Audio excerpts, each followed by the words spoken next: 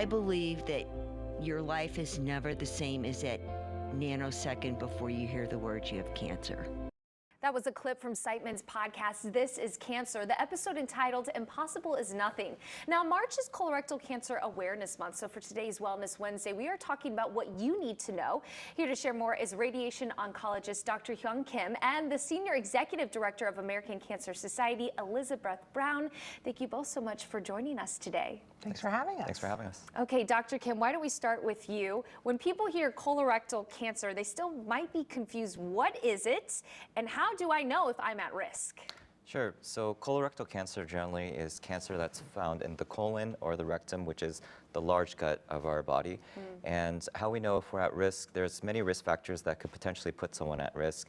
Sedentary lifestyle, so sitting around, diet that's full of high processed meats or high fat, not a lot of fiber, or if you have genetic risk factors or maybe family members who have colorectal cancer in the past. So all of those can kind of put you at risk. Also, childhood obesity, high sugar, diabetes, alcohol, and tobacco use as well.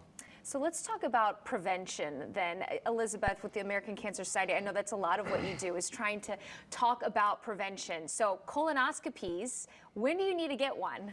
Yeah, so the current recommendations is 45 years up. You should start talking to your doctor about getting screenings. Okay. What we're finding is a lot of people who are getting these cancer diagnoses weren't recommended by their doctor to get those. So we're encouraging people to take that action, take it upon yourself.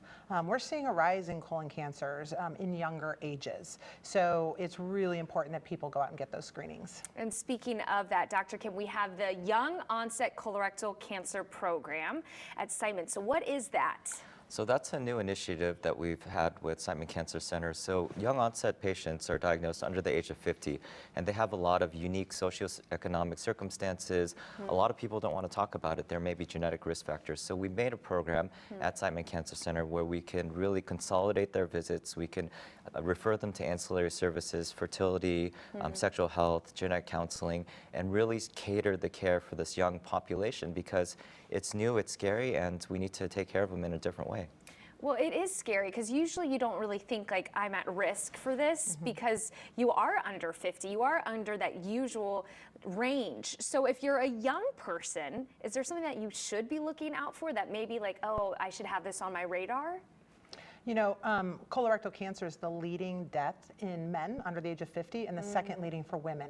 And that's increasing in the last 20 years. We're seeing more cancers in younger people. And the part that's concerning is you don't always see symptoms. So the only way, but it's preventable, it's treatable, and it doesn't have to turn into a cancer diagnosis, but you've got to go get those screenings. You have to go get those screenings. And of course, I imagine that if something comes up in your health, notice it. Right. Being able to notice it and advocate for yourself and catch something like this quick. Absolutely. Make sure you don't ignore those symptoms if they do happen. Like she said, they may not be symptoms, but if you notice a change in your stool caliber, it's different than before. If there's bleeding, weight loss, don't ignore it. It could be real. It could be something serious. So seek out medical attention immediately. Yeah, well, thank you both so much for joining us today, raising awareness on this important cause. We're going to have all that information right there on your screen. This is Cancer Podcast. You can learn more about young adult colorectal cancer. And as always, visit kck.com/showme for a list. Siteman even has your diagnosis risks website that is very helpful that people might find interesting as well.